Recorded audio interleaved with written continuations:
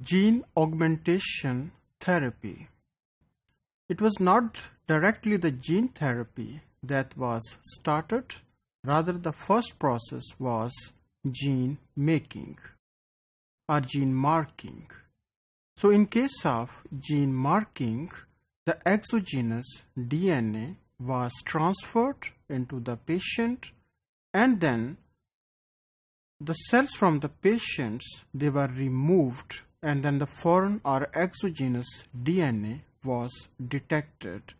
So this was the basic principle of gene marking, and mainly this process was used to cure different type of recessive diseases. جیسے میں نے بتایا تھا کہ recessive diseases ایسی diseases ہوتی ہیں جو کہ ایک نارمل جین ہے اس میں میوٹیشن ہو اور اس کی فنکشننگ جو ہے وہ ڈسرپٹ ہو جائے. تو اس طرح کی جو ڈیزیزز ہیں جو کہ with the passage of time acquire ہوتی ہیں, they may be called as recessive diseases. So such diseases they can be cured by using gene augmentation therapy. For example, here the cancerous cells, they can be targeted by using modified lymphocyte cells that are the cells of that are present in the blood, and they can be used to treat cancerous cells growth.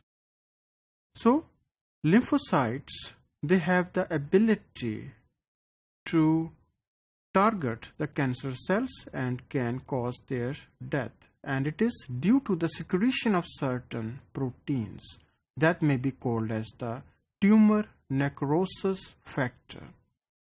TNF, tumor necrosis factor, یہ lymphocytes secrete کرتے ہیں جس کی وجہ سے cancerous cells جو ہے ان کی ڈیتھ ہو جاتی ہے. تو اس طرح کے فیکٹر جو ہیں ہم lymphocytes میں جو ہے ٹرانسفر کر سکتے ہیں, اور کچھ سلیکٹیبل مارکر جو کہ اینٹی بایوٹک کے فارم میں ہوتے ہیں لائک نیومائسین, ان کو یوز کیا جاتا ہے تاکہ اس طرح کے لیمفوسائٹس لیبارٹری میں ہم سینتھسائز کریں اور پھر ان کو ٹارگیٹڈ یوز کریں ٹو کیور کینسرس سیلس.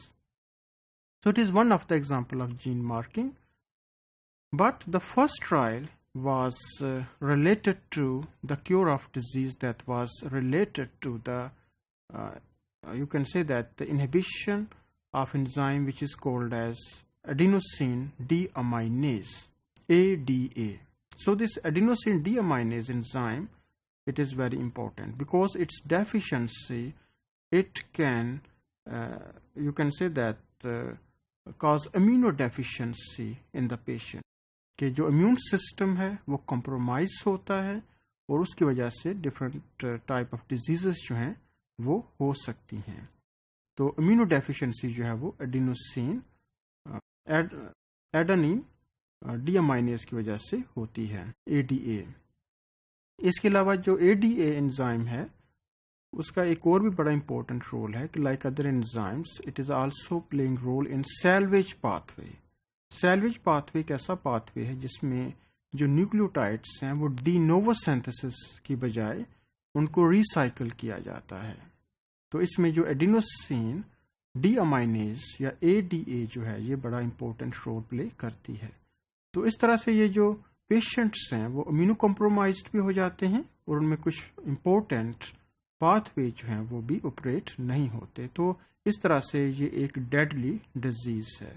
تو اس سلسلے میں چونکہ پیشنٹ آلریڈی جو ہے وہ ایٹ اسٹیک تھا تو اس میں یہ ایکسپیریمنٹ کیے گئے. تو اس سلسلے میں جو پیشنٹ جس کو ٹرائلس میں یوز کیا گیا وہ ایک فیمیل تھی 4 سال کی جس کو یہ ADA ڈیفیشنسی تھی.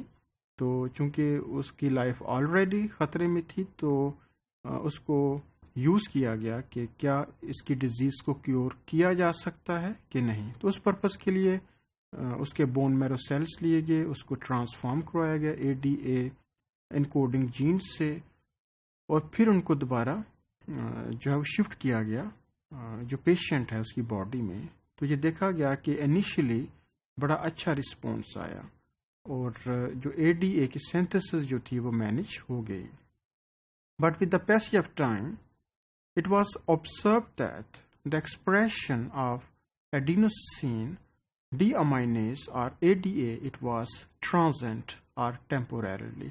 تو اگین اس کو پھر بار بار جو لیمفوسائٹس کی ڈوزز تھیں جن میں یہ ایبلٹی تھی کہ اس طرح کے انزائم کو وہ سینتھسائز کریں، ان کے ساتھ اس کو ٹریٹ کیا گیا. تو اس کے علاوہ کچھ اور بھی ریسیسو جو ڈیزیزز ہیں اس کو ٹریٹ کیا جا سکتا ہے، جس میں سسٹک فائبروسس جو ہے وہ ایک ایگزامپل ہے. لیکن اس سے پہلے ہم ایک آؤٹ لائن ڈسکس کرتے ہیں کہ کس طرح سے ADA جین کو یوز کیا جا سکتا ہے to cure immuno deficiency.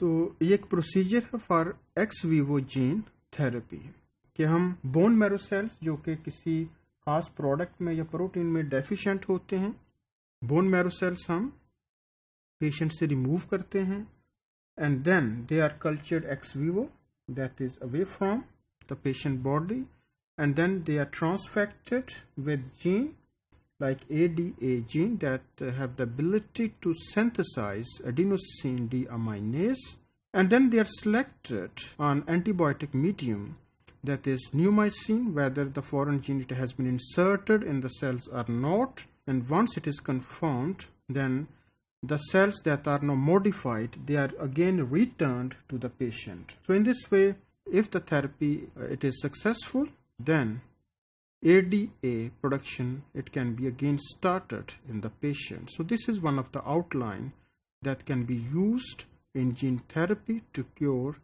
ADA disease that can cause immunodeficiency.